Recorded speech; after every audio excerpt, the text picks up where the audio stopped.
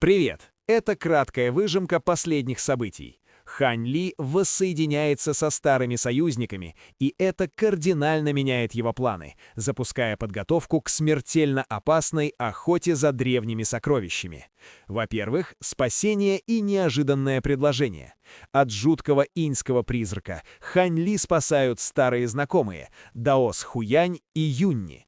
Они тут же зовут его в экспедицию в легендарное бессмертное поместье Адского Мороза, древнюю сокровищницу, которая через 3-4 года появится в водах моря Черного Ветра. Во-вторых, предложение, от которого невозможно отказаться.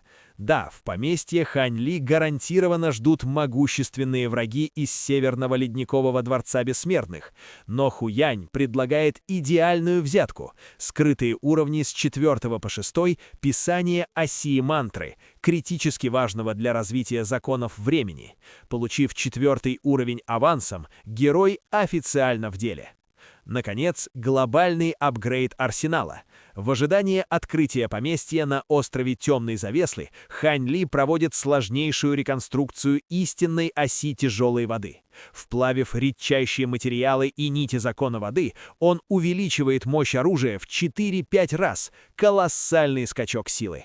С обновленным арсеналом и новыми техниками Хань Ли готов бросить вызов ледяным тайнам бессмертного поместья.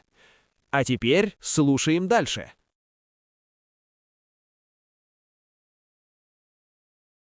Глава 396. Приготовление. Аватар земного божества сложил ручную печать, активируя трактат о тяжелой воде Черного моря, и нить света над его головой вспыхнула лучами синего света, в которых мелькали бесчисленные крошечные синие руны. Лучи падали на тяжелую воду 1-го уровня, лежащую в ладонях аватара. Тяжелая вода моментально начала конденсироваться, медленно преобразуясь в воду 2-го уровня. Однако, этот процесс был крайне медленным, и Хань Ли, наблюдая за ним, лишь тихо вздохнул. Проявление тяжелой воды всегда было неспешным, а теперь, когда силы аватара, связанные с законом воды, были значительно ослаблены, этот процесс стал еще медленнее. С такой скоростью, за 3 года аватар не сможет создать сколько-нибудь значительное количество тяжелой воды 2-го уровня. Немного поразмыслив, Хань Ли взмахнул рукой, призывая флакон, контролирующий небеса, внутри которого находилась капля зеленой духовной жидкости. Он прочитал заклинание над флаконом, и внезапно в небе начали собираться бесчисленные темные тучи, а ци происхождения мира забурлила в неистовом водовороте. Несколько дней спустя Хань Ли держал в руке кристалл времени. С его грозной духовной силой поздней стадии истинного бессмертного, проявление этих кристаллов времени уже не составляло для него особого труда. Взмахнув рукавом, он отправил кристалл времени к аватару земного божества. Прозрачная золотая нить внутри кристалла слилась с нитью синего света. Нить синего света мгновенно стала значительно ярче, ее поверхность покрылась слоем золотого света, а скорость, с которой тяжелая вода 1-го уровня в руках аватара преобразовывалась в воду 2-го уровня, значительно увеличилась. Вскоре весь шар тяжелой воды 1-го уровня превратился в воду 2-го уровня. Аватар земного божества убрал шар тяжелой воды, а затем достал еще один шар воды 1-го уровня, чтобы продолжить процесс преобразования. Хань Ли, наблюдая за этим, внутренне вздохнул с облегчением. К счастью, кристаллы времени способны ускорить этот процесс. В противном случае он оказался бы в тупике. Еще немного задержавшись на морском дне, Хань Ли поднялся сквозь толщу воды и быстро вынырнул на поверхность. Оглядевшись, он спустился на небольшой коралловый остров недалеко от острова Темной Завесы. Морское дно было достаточно спокойным и безопасным, но лунный свет не мог проникнуть сквозь толщу воды, поэтому Хань Ли не мог создавать там духовную жидкость. Взмахнув рукавом, он выпустил серию флагов построения, которые приземлились возле острова. Это было очень уединенное место, поэтому Хань Ли не стал слишком усердствовать с мерами безопасности, установив всего несколько формаций. Затем он сел, скрестив ноги, и положил рядом с собой флакон, контролирующий небеса. После этого он снова взмахнул рукавом, призывая ингредиенты, необходимые для создания пилюли золотой души. Он уже собрал все необходимые материалы, но до этого момента был слишком занят, чтобы заняться созданием пилюли. Теперь, когда у него было свободное время, он решил воспользоваться этой возможностью, чтобы создать пилюлю, готовясь к будущему прорыву. Некоторое время помедитировав, чтобы привести себя в оптимальное состояние, Хань Ли взмахнул рукой, доставая свой серебряный котел. Затем он открыл рот, выпуская пламя сущности на дно котла. После этого он призвал нефритовый ларец, в котором находилась зарождающаяся душа Тайюэ. Хань Ли снял все ограничения с зарождающейся души, а затем перенес ее в котел. Закончив с этим, он открыл рот, выпустив поток лазурного зарождающегося пламени, которое смешалось с пламенем сущности. Температура внутри котла мгновенно значительно повысилась. Окутанная двумя видами пламени, зарождающаяся душа подвергалась воздействию палящего жара, а Хань Ли сосредоточенно наблюдал за происходящими с ней изменениями. В то же время он непрерывно складывал ручные печати, контролируя двухцветное пламя внутри котла. Почти месяц пролетел в мгновение ока. К этому моменту зарождающаяся душа внутри котла сжалась до размеров кулака. Она превратилась в золотую бусину с прозрачными прожилками света, мерцающими на ее поверхности. Хань Ли взял еще один ингредиент и перенес его в котел. Еще один месяц пролетел как одно мгновение. В этот день ци происхождения мира в округе внезапно забурлила и заволновалась, а из ее глубин вырвались лучи золотого света, образовав в воздухе россыпь золотых цветов. В то же время по небесам разнеслась чарующая небесная музыка, и на лице Хань Ли, смотрящего на котел перед собой, появилась восторженная улыбка. Над котлом, паря в воздухе, находилась золотая пилюля размером с лонган, излучающая ослепительное золотое сияние. Это была пилюля золотой души. Процесс создания пилюли золотой души на самом деле не был таким уж сложным, и с нынешним уровнем мастерства Хань Ли в искусстве изготовления пилюль он смог успешно создать ее менее чем за 2 месяца. Вокруг пилюли парила проекция крошечной человеческой фигурки. Казалось, будто пилюля обладает собственной душой. В то же время пилюля источала особый лекарственный аромат. Как только Хань Ли вдохнул его, он почувствовал, как его собственная душа начала проявлять признаки прорыва. Как и ожидалось от пилюли, способной возвысить душу, похвалил Хань Ли. Он бережно убрал пилюлю золотой души в нефритовый ларец, затем наложил на ларец несколько талисманов и спрятал его в свой браслет для хранения. После этого он манящим жестом призвал к себе флакон, контролирующий небеса, затем наложил на него ручную печать заклинания, и вся ци происхождения мира вокруг Кораллового острова мгновенно начала сходить к флакону в безумном вихре. Несколько дней спустя бурлящая ци происхождения мира вокруг Кораллового острова постепенно успокоилась. Флакон, контролирующий небеса, медленно опустился, а капля духовной жидкости внутри него превратилась в кристалл времени. Хань Ли убрал флакон, затем принял восстанавливающую пилюлю и взмахнул рукавом, выпуская поток лазурного света, который окутал кристалл времени и перенес его на морское дно. Мгновение спустя поток лазурного света вернулся с морского дна, неся с собой мешочек небесной воды. Он двигался довольно медленно, словно нес на себе огромную гору. Хань Ли протянул руку, чтобы взять мешочек небесной воды, и его рука мгновенно опустилась. Он высвободил свое духовное чувство, чтобы проверить содержимое мешочка, и, к своему ликованию, обнаружил, что в нем уже было достаточно тяжелой воды 2-го уровня, чтобы заполнить ею пруд. Оказалось, что с кристаллом времени, ускоряющим процесс, аватар земного божества мог создавать тяжелую воду 2-го уровня довольно быстро, несмотря на то, что силы аватара, связанные с законом воды, были серьезно ослаблены. Помня об этом, Хань Ли призвал свою истинную ось тяжелой воды, затем вынул из мешочка небесной воды шар тяжелой воды 2-го уровня размером с человеческую голову. По велению Хань Ли шар тяжелой воды растекся по оси, и 9 рун да воды на истинной оси тяжелой воды начали излучать синее сияние, озаряя все окружающее пространство ярким синим светом.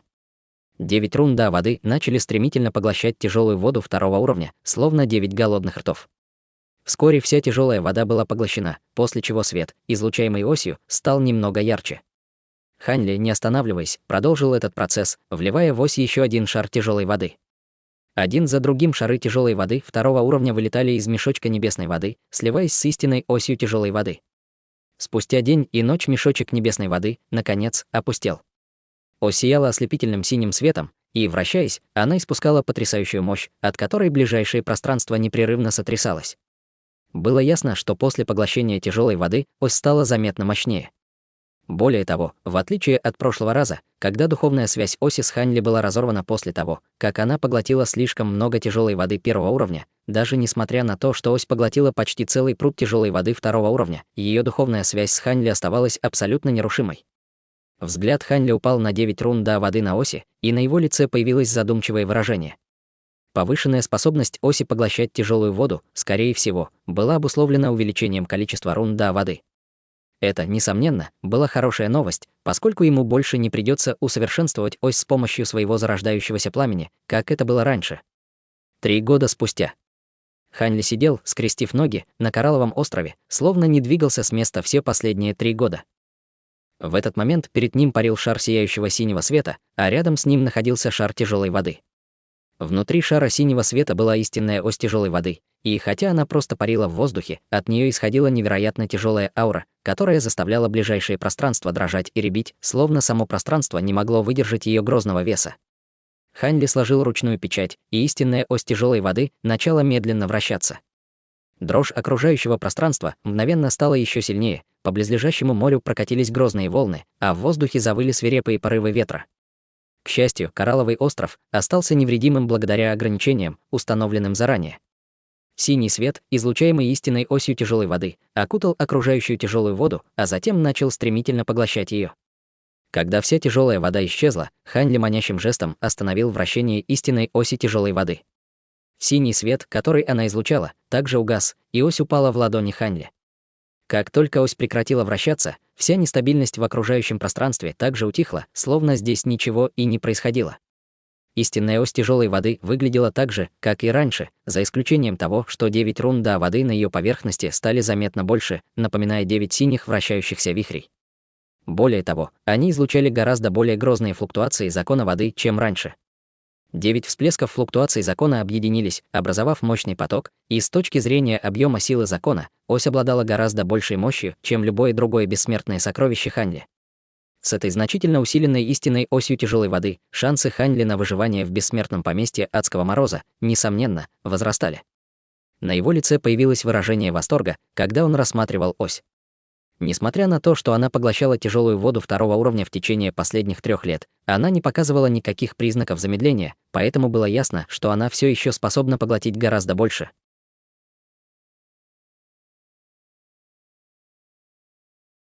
Глава 397. Хорошо подготовленный. Поразмыслив, Хань Ли похлопал по мешочку небесной воды, прикрепленному к его поясу. У него все еще оставалось довольно много тяжелой воды первого уровня. К настоящему моменту только около трети тяжелой воды в мешочке было преобразовано в тяжелую воду второго уровня, которая затем была поглощена истинной осью тяжелой воды. Хань Ли не мог не задаться вопросом, сколько еще сможет поглотить ось. Он быстро убрал ось, а затем взмахнул рукой, призывая багровую пластину коммуникационной формации, которую ему дал Даос Хуянь. Прошло уже 3 года, и согласно тому, что говорил Даос Хуянь, появление бессмертного поместья было не за горами, но с Хань Ли до сих пор никто не связался. Неужели планы изменились? Изначально Хань Ли не испытывал особого желания отправляться в это бессмертное поместье. В конце концов, в этом деле участвовало много сил, в том числе Северный Ледниковый дворец бессмертных, и с таким количеством золотых бессмертных, это путешествие обещало быть очень опасным. Даже если в бессмертном поместье было много ценных сокровищ, они просто не стоили того, чтобы рисковать ради них своей жизнью. Однако, узнав, что Даос Хуянь обладает еще 3 уровнями писания оси мантры, Хань Ли не мог не отнестись к этому делу серьезно, тем более, что он уже успел увидеть лишь верхушку айсберга, когда дело касалось непостижимой силы законов времени. Обдумывая все это, Хань Ли размышлял, стоит ли ему самому связаться с Даосом Хуянем, но после некоторых раздумий быстро отказался от этой идеи. Независимо от того, нашли ли Даос Хуянь и Юнь вход в бессмертное поместье, Хань Ли не смог бы им помочь, поэтому лучше всего было набраться терпения и не беспокоить их. Хотя море Черного ветра в данный момент было небезопасным, с их объединенной мощью им не должно было ничего угрожать, если только они не столкнутся с противником уровня Сяо Цзиньханя. Помня об этом, Хань Ли убрал пластину формации. На его лице появилось задумчивое выражение. Внезапно он взмахнул рукой, достав мешочек для хранения, в котором находились оставшиеся партии ингредиентов для пилюли происхождения пустоты. После этого он убрал флакон, контролирующий небеса, а затем полетел в определенном направлении, исчезнув вдали в мгновение ока. Только пролетев без остановки несколько дней, Хань Ли остановился на пустынном острове, находящемся в бесчисленных километрах от острова Темной Завесы. Это место находилось довольно близко к душераздирающим ветрам, поэтому здесь было сильное возмущение ци происхождения мира, сопровождавшееся завыванием ветра и грозными волнами. Хань Ли не обращал внимания на ужасную обстановку, высвобождая свое духовное чувство, которым он исследовал окружающее пространство. Только убедившись, что поблизости нет потенциальных угроз, он отвел свое духовное чувство. Сразу же после этого он взмахнул рукавом, выпустив толстую стопку инструментов для формации. Затем он начал читать заклинания, и все инструменты формации разлетелись по разным частям острова, прежде чем исчезнуть из поля зрения. Мгновение спустя появилось желтое облачное ограничение, окутавшее весь остров. В мгновение ока остров оказался полностью изолированным от внешнего мира, словно превратившись в независимое пространство. Вскоре снаружи желтого облачного ограничения было установлено плотное лазурное ограничение, а за ним появилось белое туманное ограничение. Немного погодя, вокруг острова образовалось 7 или 8 ограничений, самым внешним из которых было синее ограничение с бесчисленными переливаниями, пробегающими по его поверхности. Как только это ограничение появилось, весь остров мгновенно исчез, слившись с окружающим его морем. Это были те же самые ограничения, которые Хань Ли использовал для защиты своей временной пещерной резиденции, поэтому он смог установить их очень быстро и слаженно. Хань Ли огляделся, а затем сел, скрестив ноги, на ровном участке земли в центре острова. Затем он поднял руку, выпуская поток серебристого света, который преобразовался в серебряный котел, приземлившийся перед ним. Сразу же за ним последовал еще один поток серебристого света. На этот раз это было пламя сущности, которое опустилось на дно котла. Подготовив все необходимое, Хань Ли взмахнул рукой, доставая мешочек для хранения, а затем взмахнул рукавом, выпустив партию ингредиентов для пилюли происхождения пустоты. Собравшись с мыслями, он тут же взял один из ингредиентов рядом с собой и перенес его в котел. Он планировал использовать оставшееся до появления бессмертного поместья время, чтобы попробовать создать еще одну пилюлю происхождения пустоты. Он не знал, для чего может быть использована эта пилюля, но предполагал, что Змей-3, скорее всего, планировал использовать ее в бессмертном поместье с какой-то целью. Изначально у него был лишь небольшой интерес к этой пилюле, но, учитывая, что он сам собирался отправиться в бессмертное поместье, ему следовало создать ее для себя. Хорошая подготовка еще никому не мешала, и, возможно, пилюля пригодится. Он решил отправиться так далеко, чтобы создать пилюлю, а не делать это рядом с островом Темной Завесы, помня о пилюльной небесной скорби, который обрушился на него в прошлый раз, когда он создавал эту пилюлю. Благодаря своему предыдущему опыту, он уже довольно хорошо разбирался в создании пилюли происхождения пустоты и выполнял все этапы быстро и точно. Пока Хань Ли создавал пилюлю происхождения пустоты, мужчина средних лет в синей мантии стоял в воздухе над безымянным островом в бесчисленных километрах от Хань Ли. Этим мужчиной был никто иной, как Ло Цинхай, и в этот момент его брови были нахмурены от волнения, что резко контрастировало с его обычным спокойным и рассудительным поведением. За спиной Ло Цинхая стоял женоподобный юноша по имени Нань Кэмэн, и в этот момент его брови также были нахмурены. Ни один из них ничего не говорил, и атмосфера была слегка напряженной. В этот момент на далеком горизонте появился поток синего света, и оба они тут же повернулись в этом направлении. Поток синего света быстро достиг Ло Цинхая и Нань Кэмэна, а затем рассеялся, являя мужчину средних лет с густой бородой. Как только мужчина появился, он согнул руку в кулаке, чтобы поприветствовать их, но Ло Цинхай поднял руку, останавливая его, и спросил взволнованным голосом: «Не надо церемоний». «Ты что-нибудь обнаружил?» Бородатый мужчина помолчал мгновение, а затем покачал головой в ответ. «Мы всемиром несколько раз тщательно обследовали зоны, за которые отвечаем, но ни один из нас не смог ничего найти». Услышав это, Ло Цинхай сохранил невозмутимое выражение лица, но Нань Кэмэн явно почувствовал, что температура воздуха слегка понизилась. «Нам продолжать поиски, хозяин дворца?» — спросил бородатый мужчина нерешительным голосом. «Да».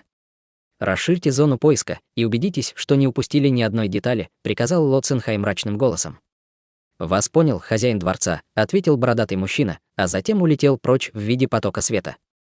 «Учитель, возможно ли, что полученная нами информация неверна, и бессмертное поместье Адского Мороза на самом деле не появится в море Черного Ветра?» — спросил Нань Кэмэн. «Нет.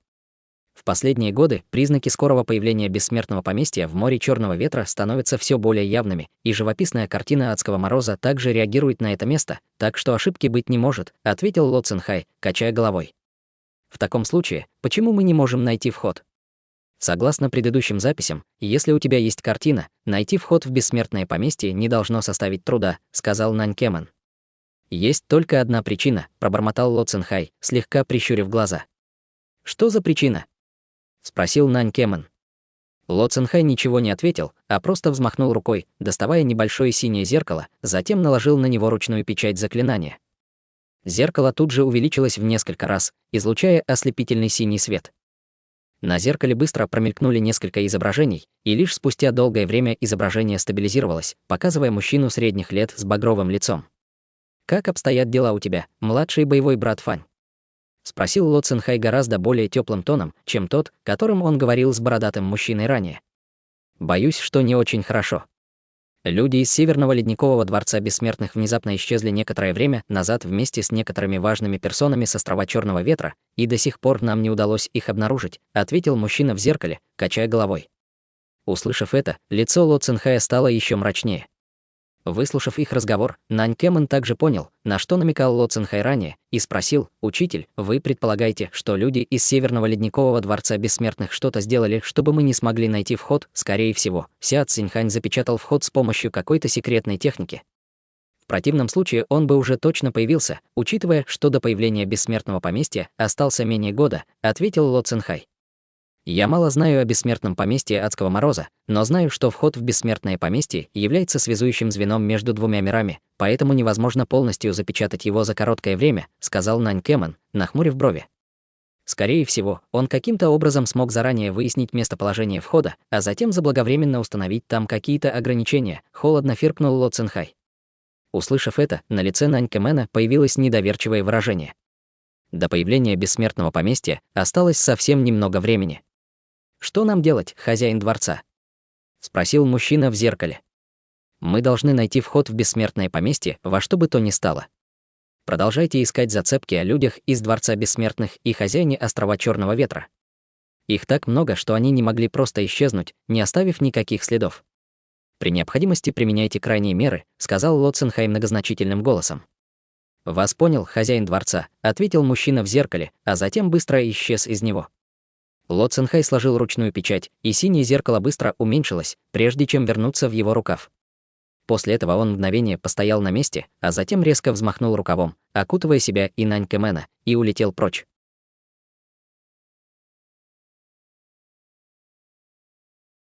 Глава 398. Время на исходе.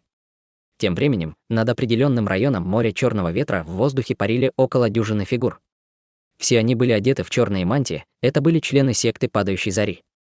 Их возглавляли никто иной, как похожий на зомби Фэн Тяньду и мастер секты Падающей Зари. Помимо этих двоих, среди присутствующих культиваторов секты Падающей Зари было еще 3 золотых бессмертных. Один из них был чрезвычайно высоким и тучным, издали напоминая гору плоти. У 2 других фигуры были более обычными, но цвет их кожи был очень своеобразным. У одного кожа была черной, как чернила, и в тусклом свете было бы трудно даже различить черты его лица. Напротив, другой мужчина был бледен, как полотно, и даже его волосы и брови были совершенно белыми, лишенными какого-либо цвета. Что касается остальных культиваторов секты Падающей Зари, то все они находились на средней или поздней стадии истинного бессмертного. Тучный золотой бессмертный повернулся к Фэн Тяньду и мастеру секты Падающей Зари и доложил: согласно результатам нашего поиска, с острова Черного Ветра исчезли не только культиваторы Северного Ледникового Дворца Бессмертных, но и хозяин острова Лу Цзюн, а также несколько его самых важных подчиненных. Проведя технику исследования души на одном из администраторов, я узнал, что они внезапно исчезли несколько дней назад. Все так, как ты говоришь, старший боевой брат. Скорее всего, Ся Цзиньхань каким-то образом скрыл вход в Бессмертное поместье, сказал мастер секты Падающей Зари с мрачным выражением лица. Похоже, мы были слишком беспечны. Это появление Бессмертного поместья важнее, чем предыдущие, поэтому мне следовало предвидеть, что Ся Цзиньхань предпримет какие-то меры, чтобы помешать другим попасть внутрь, вздохнул Фэн Тяньду. Я также обнаружил, что, помимо нашей секты Падающей Зари, несколько других сил также разыскивают культиваторов Северного Ледникового Дворца Бессмертных, продолжил тучный золотой бессмертный. «А? И сколько их?» — спросил Фэн Тяньду. «Примерно 2 или 3, но все они очень бдительны, поэтому я не рискнул подобраться слишком близко и не смог многое выяснить. Однако, я уверен, что видел среди них мастера Западного экстремального дворца, Цуйцаня из 5 экстремальных дворцов, Дворца Небесного потока», ответил тучный золотой бессмертный. «Раз уж мы смогли установить, что Северный Ледниковый Дворец Бессмертных, должно быть, скрыл вход в Бессмертное поместье, другие силы наверняка пришли к такому же выводу», сказал Фэн Тяньду. Как Ся Цзиньхань мог поступить так подло? Он пытается не допустить никого в Бессмертное поместье. «Что нам теперь делать, старший боевой брат?» — спросил мастер секты Падающей Зари, повернувшись к Фэн Тяньду с нахмуренными бровями. «До появления Бессмертного поместья еще есть время, и мы должны найти вход во что бы то ни стало. В противном случае, если Ся Цзиньхань добьется своего, наша секта Падающей Зари рискует разделить участь до Пылающего дракона», — холодно произнес Фэн Тяньду. В городе Черного Ветра. В комнате гостиницы в центре города сидели мужчина и женщина. Это были никто иные, как переодетые даос Хуянь и Юнни. Перед ними стоял богатый пир, но ни один из них не проявлял к нему никакого интереса. Оба казались довольно встревоженными. Не думала, что у Ся Цзиньханя припасен такой козырь. У нас осталось не так много времени, Хуянь. Что нам делать? Спросила Юнни с тревогой в голосе. Похоже, продолжать ждать в городе Черного ветра бесполезно, так что давай поищем в другом месте. В любом случае, мы должны найти вход в бессмертное поместье во что бы то ни стало, сказал Даос Хуянь с решительным выражением лица. Но нас всего двое, а море Черного ветра такое обширное. Как мы должны найти вход самостоятельно? Может, позвать на помощь Ли Фэюэ? Скорее всего, это ничего не даст, но думаю, мы всегда можем попробовать это в качестве последнего средства, предложила Юнни. В этом нет необходимости. Сейчас этот регион небезопасен, поэтому нам следует по возможности избегать контактов с другими. Что касается того, как мы собираемся найти вход, у меня есть несколько идей, сказал Даос Хуянь, поднимаясь на ноги и направляясь к выходу из комнаты. Юнь не знала, что если Даос Хуянь что-то решил, его не переубедить, поэтому она могла лишь тихо вздохнуть, прежде чем последовать за ним из комнаты. На довольно пустынном острове в другой части моря Черного ветра собралась группа культиваторов в белых мантиях. В группе было около дюжины человек, все они молча стояли небольшими группами по двое или трое. Судя по тому, как они расположились, их лидером, по-видимому, был пожилой мужчина с квадратным лицом, стоявший в центре группы. Его аура указывала на то, что он был золотым бессмертным, а все остальные вокруг него были истинными бессмертными. В этот момент все они с нетерпением смотрели по сторонам, словно ожидая кого-то или чего-то. Через некоторое время на далеком горизонте показался поток серебристого света. Он двигался с огромной скоростью и в мгновение ока достиг острова. В потоке серебристого света была женщина в серебряной мантии. Пожилой мужчина с квадратным лицом тут же подошел к ней с льстивой улыбкой на лице и поприветствовал: «Добро пожаловать, товарищ Даос Цуй». На лице женщины в серебряной мантии появилась легкая улыбка. Она спросила: «У вас есть какие-нибудь новости?» «Пока нет, но хотя наш клан Сюй много лет назад переехал из моря Черного ветра, у нас здесь все еще много связей, и я уже отправил людей, чтобы связаться с ними и также помочь в поиске, так что я уверен, что мы скоро что-нибудь найдем», ответил пожилой мужчина с квадратным лицом. Услышав это, женщина в серебряной мантии слегка нахмурила брови и сказала: «До появления бессмертного поместья осталось не так много времени, поэтому мы должны сделать все возможное, чтобы найти вход. В противном случае мы все приехали сюда зря». «Будьте уверены, товарищ Даос Цуй, мы делаем все, что в наших силах», тут же ответил пожилой мужчина с квадратным лицом. Женщина в серебряной мантии кивнула в ответ, затем еще некоторое время поговорила с пожилым мужчиной и улетела прочь в виде потока серебристого света.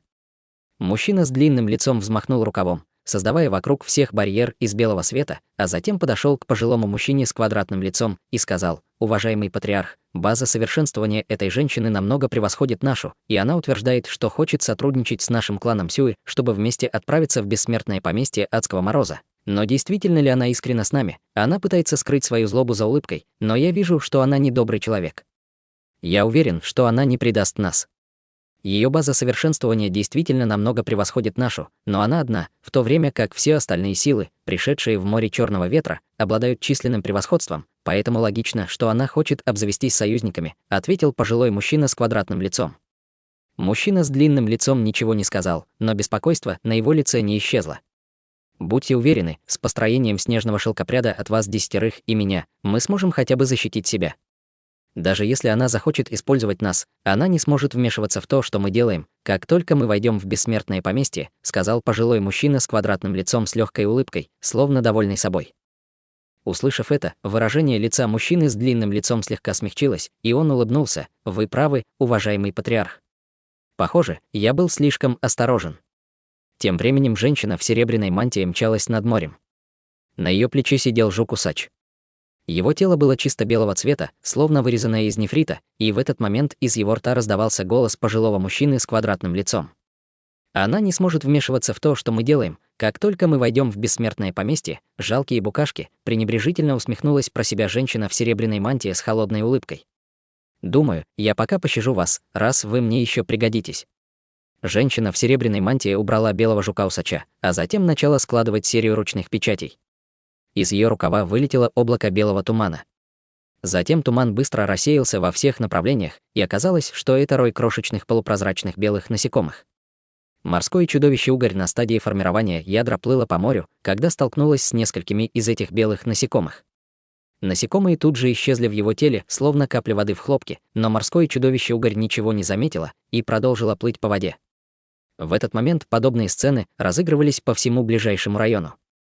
Эти белые насекомые проникали в тело всех видов морских чудовищ и даже обычных рыб, быстро распространяясь повсюду. Тем временем группа из примерно дюжины культиваторов сидела в круговой формации на спокойном участке моря. Перед группой парили 3 лысых мужчины, все 3 на стадии золотого бессмертного, а остальные были истинными бессмертными.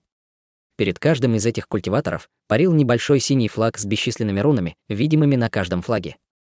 Все флаги испускали флуктуации закона воды, указывая на то, что они являются бессмертными сокровищами и, похоже, были частью одного набора. Эти культиваторы все вместе читали заклинания, непрерывно складывая серию ручных печатей.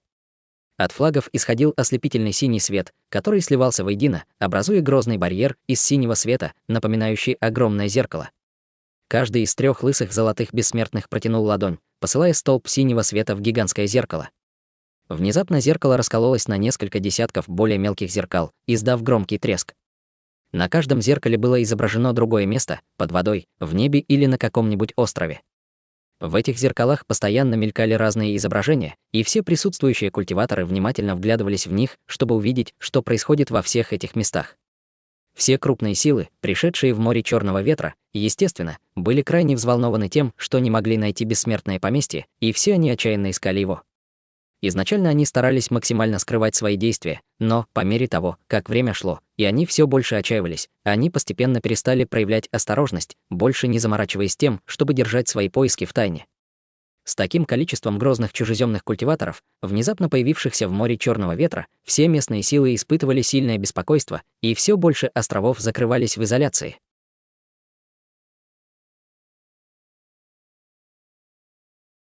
Глава 399. Еще одна новость. Полгода пролетело как одно мгновение.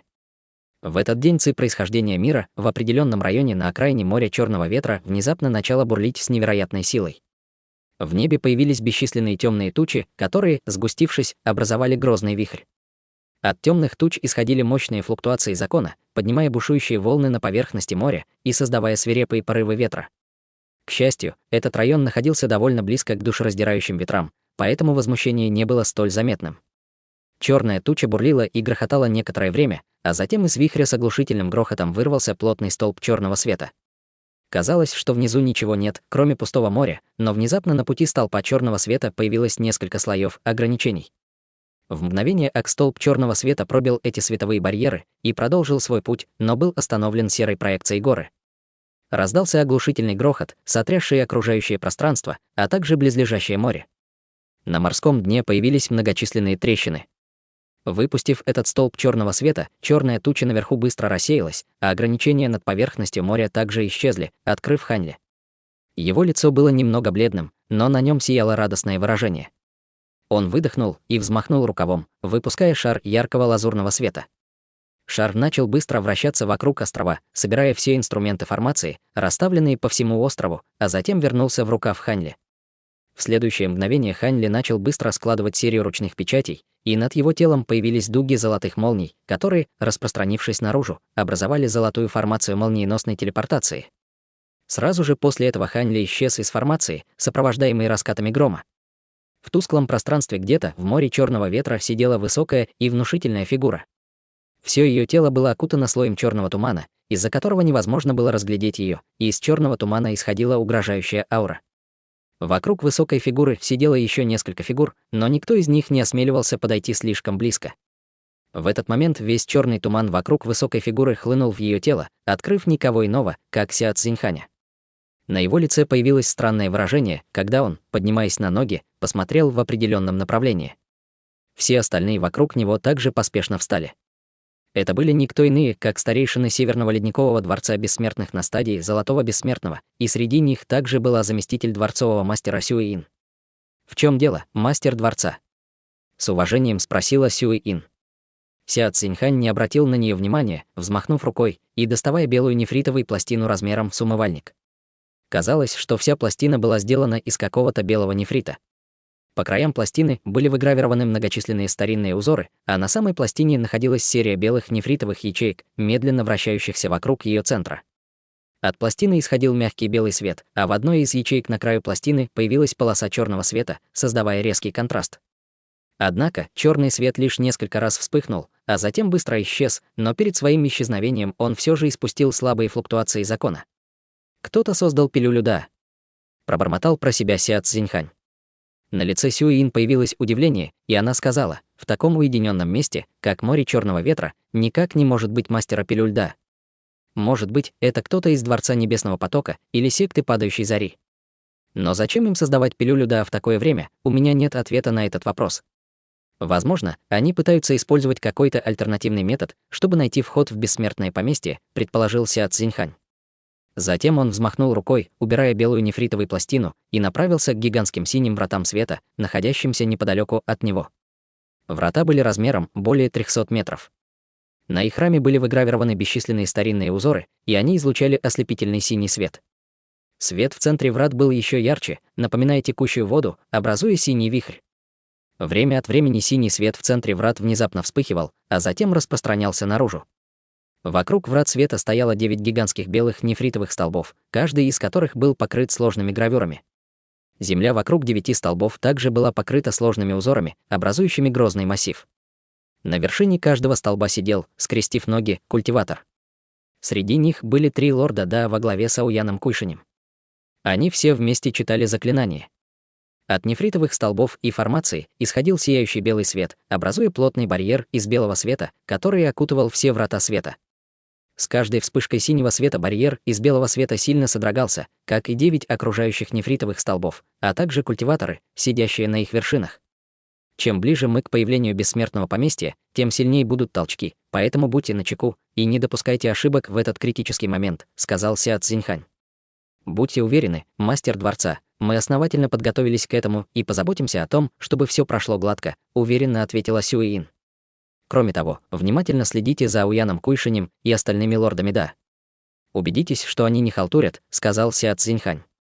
Они не посмеют, ответила Сюин с холодной улыбкой. К тому же, раз уж мы здесь, у них нет выбора, кроме как подчиниться.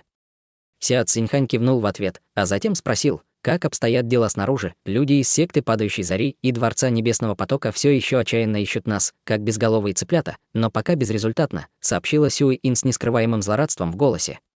Услышав это, на лице Сяо Цзиньханя появилась довольная улыбка, и он сказал: они не представляют для нас особой угрозы. А что делают люди из Дворца Реинкарнации? Люди из Дворца Реинкарнации по-прежнему скрытны, как и всегда, но даже если они обнаружат внешние ограничения, при попытке прорваться через них силой, сработает ловушка, которую мы установили. Она может и не уничтожить их всех, но точно доставит им немало хлопот, и даже если они смогут прорваться, им потребуется как минимум год, а к тому времени вход в бессмертное поместье Адского Мороза уже давно закроется, с улыбкой ответила Сюин.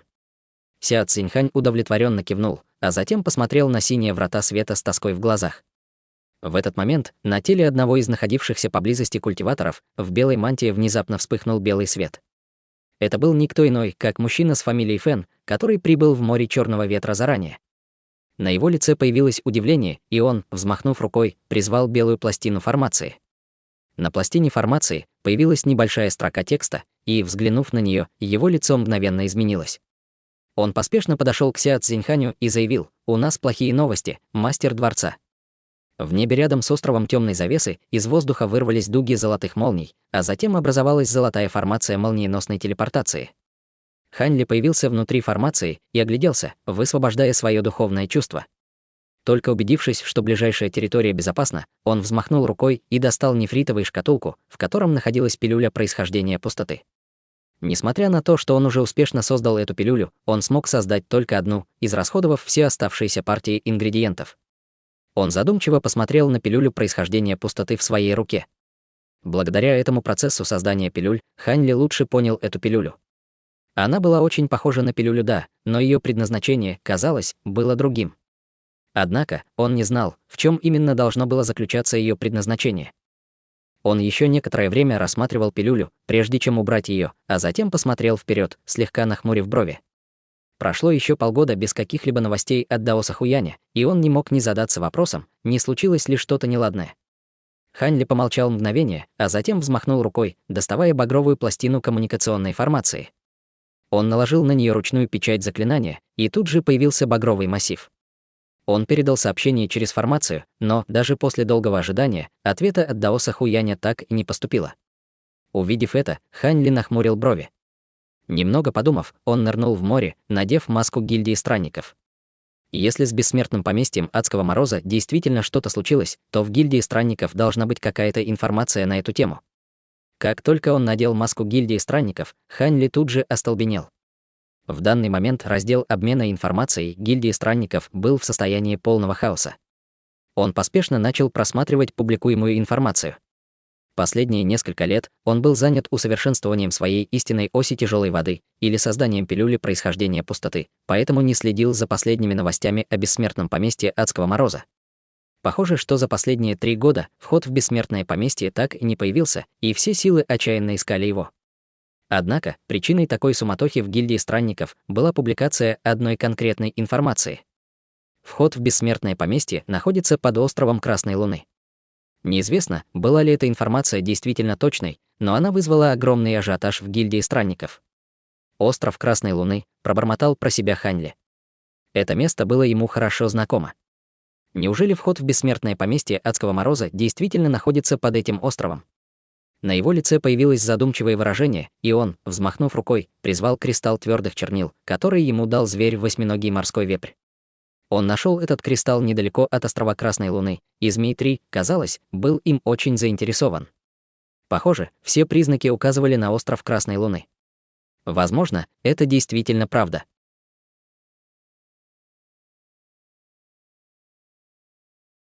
Глава 400. Сбор. В этот момент коммуникационный массив рядом с Хань Ли внезапно засветился, и появилась багровая проекция Даоса Хуяня. «Товарищ Даосли, немедленно встреться с нами на острове Морского Инжира», — сказал он. Это был тот самый остров, на котором должны были собраться все члены гильдии странников перед выполнением задания на острове Красной Луны. Остров Морского Инжира, неужели вход в бессмертное поместье Адского Мороза действительно находится под островом Красной Луны? Похоже, ты тоже видел эту информацию, распространяющуюся в гильдии. Скорее всего, это правда, так что немедленно приходи и встреться с нами, настоял Даос Хуянь. «Хорошо, я сейчас же отправлюсь в путь», — кивнув, ответил Хань Ли. Затем он завершил общение и убрал пластину коммуникационного массива, после чего полетел к поверхности моря.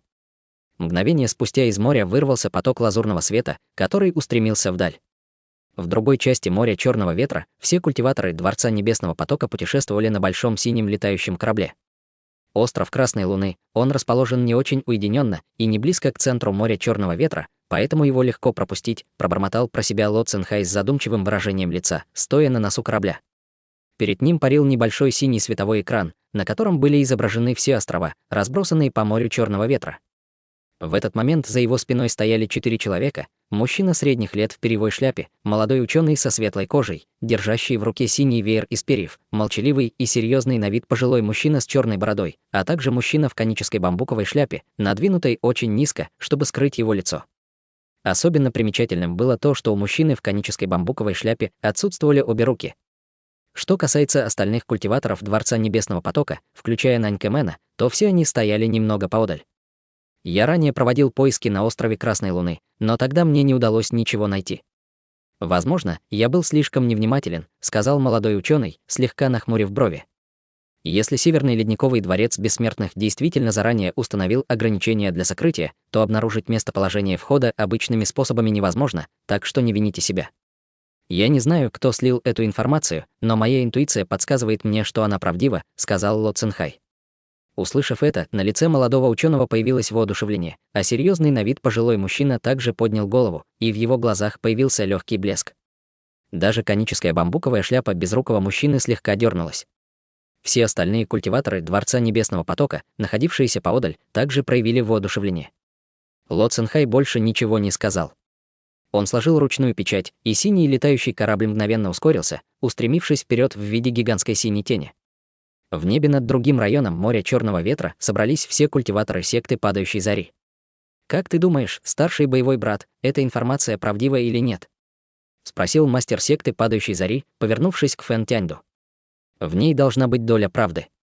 В любом случае, до сих пор ни один из вас не смог найти никаких зацепок, так что мы можем проверить и эту», — бесстрастно ответил Фэн Тяньду. На лице мастера секты падающей зари появилось слегка смущенное выражение, и он сказал: «В наше оправдание, Северный Ледниковый дворец бессмертных явно каким-то образом скрывает вход в бессмертное поместье, так что не успел он договорить, как Фэн Тяньду взмахнул рукавом, выпустив большое черное облако, которое окутало всех, а затем устремилось вдаль, исчезнув из виду в мгновение ока. Над зеленым островом парила женщина в серебряной мантии по имени Цуйлин.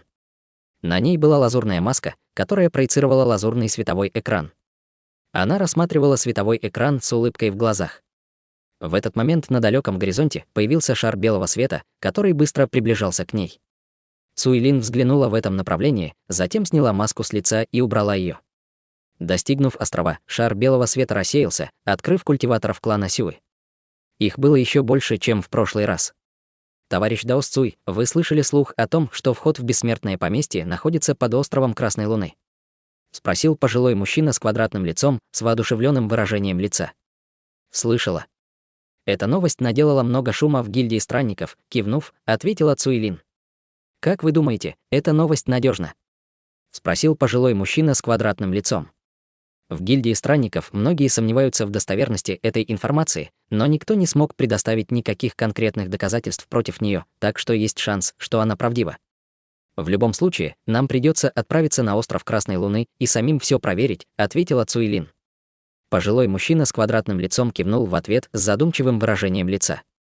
«Я мало знаю об этом острове Красной Луны», продолжила Цуйлин. «Ваш клан Сюй когда-то был местной силой моря Черного ветра, поэтому я предполагаю, что вы, товарищ Даос Сюйшань, знаете об этом острове больше, чем я. В прошлом остров Красной Луны не был особо известен в море Черного ветра, а наш клан Сюй покинул море Черного ветра десятки тысяч лет назад, поэтому, боюсь, что я тоже мало знаю об этом острове. Я только слышал, что хозяин острова был довольно известным и грозным земным бессмертным, но, по какой-то причине, его убили, и с тех пор остров Красной Луны остается заброшенным». «Понятно», — пробормотала Цуйлин, слегка прищурив глаза в раздумье. «Раз уж мы решили отправиться на остров Красной Луны, нам следует немедленно отправиться в путь. Если вход в бессмертное поместье действительно находится там, то мы должны постараться добраться туда раньше других», — настоял Сюйшань. «Хорошо, пойдемте», — кивнув, ответила Цуйлин. Услышав это, Сюйшань тут же взмахнул рукавом, выпуская поток белого света, который окутал всех культиваторов клана Сюй, но не успел он ничего сделать, как ему в спину внезапно дунул легкий ветерок, а затем он почувствовал резкую боль в нижней части живота. Он посмотрел вниз и увидел, что из его нижней части живота торчит белая змеиная голова, в пасти которой находилась его зарождающаяся душа. Глаза Сюйшаня мгновенно расширились от недоверия. Хотя его тело излучало не так много духовного света, на нем были надеты компактные духовные доспехи, которые он создавал в течение сотен тысяч лет, но они не смогли оказать никакого сопротивления белой змее. Из пасти змеи вырвался поток белого пламени, который ударил в зарождающуюся душу, мгновенно заморозив ее. Сразу же после этого белая змея широко раскрыла пасть и проглотила замороженную зарождающуюся душу, а затем вернулась к Цуйлин. Сюйшань глухо вскрикнул. Его тело повернулось от силы отступления белой змеи. За его спиной стояла Цуйлин с холодным выражением лица. Вокруг ее тела обвивалась большая белая змея, угрожающе высовывая свой раздвоенный язык. «Что, черт возьми, творишь, безумная женщина, патриарх?» Все это произошло так внезапно, что только сейчас культиваторы клана Сюй поняли, что на их патриарха напали. Все они тут же вспыхнули от ярости, в мгновение ока выпустив множество духовных сокровищ, словно были уже готовы к чему-то подобному. На лице Цуйлин появилась холодная усмешка. Она взмахнула рукавом, выпустив шар золотого света, который преобразовался в гигантского золотого жука размером в несколько сотен метров, чтобы отразить шквал наступающих духовных сокровищ. «Но почему?» — с трудом спросил Сюйшань, в то время как жизненная сила быстро уходила из его тела. «Я обратилась к твоему клану Сюй только потому, что не была знакома с морем Черного ветра и нуждалась в проводнике. Теперь, когда местоположение входа в бессмертное поместье раскрыто, твои услуги мне больше не нужны», — холодным голосом объяснила Цуйлин, а затем щелкнула пальцем по воздуху. Во лбу Сюйшаня мгновенно появилась дыра. Свет в его глазах погас, и его безжизненное тело рухнуло на землю. Затем Цуйлин посмотрела на гигантского золотого жука, который с легкостью выдерживал натиск духовных сокровищ, оставаясь совершенно невредимым. Однако, ему явно не нравилось, что на него нападают, и в его глазах появилось яростное выражение. Он взмахнул двумя передними лапами, выпустив две полупрозрачные полосы света, которые разрубили пару духовных сокровищ, словно горячий нож масла. Все культиваторы клана Сюй были поражены, увидев это. Мы не сможем победить ее. Нужно разделиться и бежать. Прорычал мужчина с длинным лицом, а затем улетел прочь в виде потока белого света, причем так поспешно, что даже оставил свои духовные сокровища. Услышав это, все остальные тут же опомнились и также бросились в рассыпную.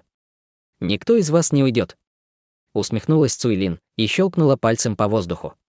Золотой жук тут же снова взмахнул двумя передними лапами, выпустив две толстые полосы полупрозрачного света, каждая из которых была длиной более 30 метров.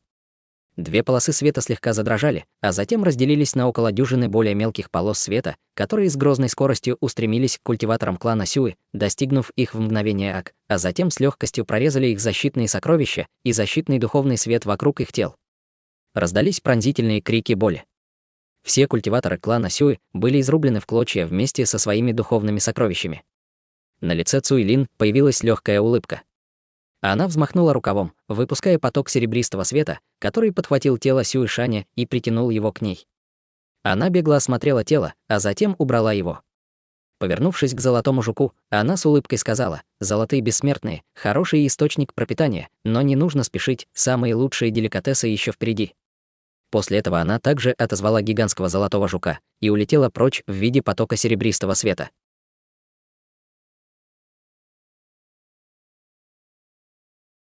Друзья, эти главы — спокойствие в центре бури. Пока лидеры фракций в панике мечутся по морю черного ветра, Хань Ли методично создает пилюли, поглощает пруд воды второго уровня, формирует 9 рун Дао. Сяо Цзиньхань заблокировал синие врата 9 нефритовыми столбами и армией лордов Дао. Монополия на вход. Но одна анонимная строчка в гильдии странников с координатами острова Красной Луны разносит всю конструкцию в пыль. Вся армия оказалась бесполезна против одного сообщения.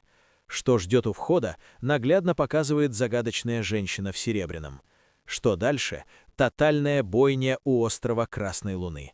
Но кто слил координаты? И не является ли весь этот сбор тщательно спланированной ловушкой? Готовлю продолжение.